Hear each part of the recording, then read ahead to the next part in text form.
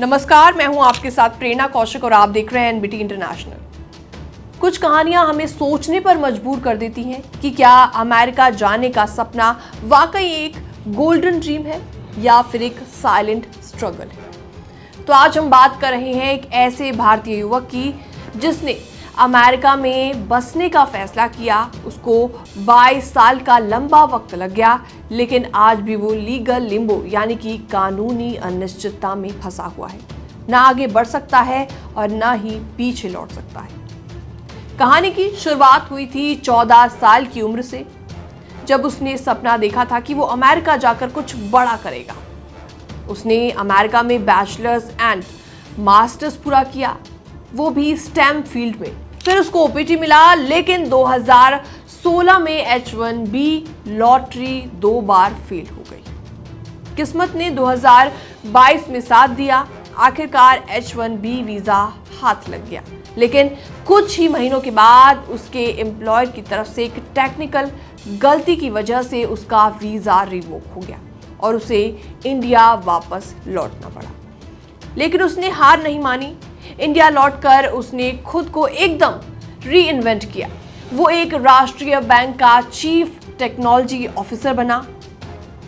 उसके बनाए प्रोडक्ट्स करोड़ों लोग इस्तेमाल करने लगे और इस व्यक्ति को नेशनल अवार्ड से भी नवाजा गया और यहाँ तक कि देश के राष्ट्रपति से मिलने का मौका भी मिला। इतनी स्ट्रॉन्ग प्रोफाइल के बाद उसने अमेरिका के लिए EB-2 और EB-1A जैसे ग्रीन कार्ड वीजा के लिए आवेदन किया।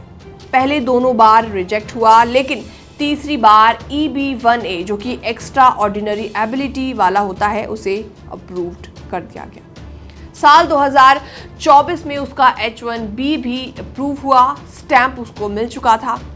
उसने अपनी पत्नी और दोनों बच्चों के साथ अमेरिका में फिर से नई जिंदगी की शुरुआत की। लेकिन सिर्फ 10 दिन बाद ही एक ईमेल उसको रिसीव हुआ जिसने सब कुछ बदल कर रख दिया। ईमेल में लिखा हुआ था उसका EB-1A केस रिवोकेशन के लिए वापस भेजा जा रहा है। ना कोई रीजन, ना कोई प्रोसेस, बस एक कोल्ड ईमेल।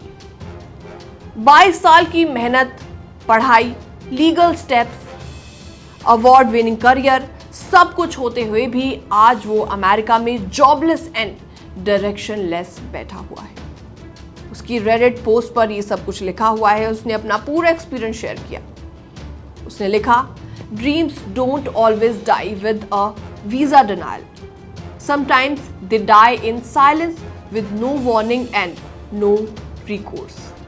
यानी सपने हमेशा वीजा रिजेक्शन से नहीं टूटते, बल्कि कई बार वो बिना चेतावनी और बिना किसी वजह से चुपचाप दम तोड़ देते हैं। तो ये कहानी सिर्फ इस शख्स की नहीं है, बल्कि ये कहानी उन हजारों भारतीयों की है जो कि कानून का पालन करते हुए अमेरिका में कुछ बनना चाहते हैं, लेकिन हर स्टेप पर सिस्टम ही उनके खिलाफ खड़ा हो जाता है।